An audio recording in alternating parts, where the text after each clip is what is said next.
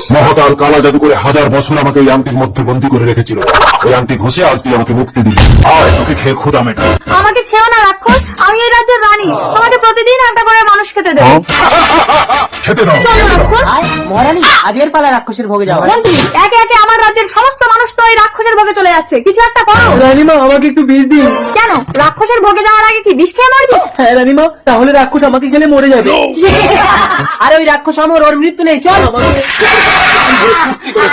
কাঁদিস না, তোর বাবা যদি আমাকে খেতে না দিতে পারে তাহলে আমার দুধ হবে কি করে? শুনুন শুনুন শুনুন, যে মহারানী রাক্ষসের ভোগে যাবে তাকে নগদ 5 মোহর দেওয়া হবে।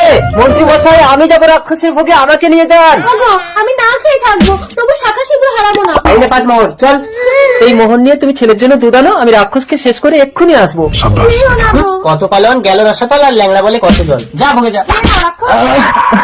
রাক্ষস, মহারানী নাকি তোমাকে আন্টি দিয়ে ঘষে বের করেছে। বিশ্বাস হয় না? তাহলে দেখ, আবার আমি আংটির মধ্যে ঢুকে যাচ্ছি, তুই কিন্তু আংটি ঘষে আমাকে বের করবি, আমি বেরিয়ে তোকে খাবো।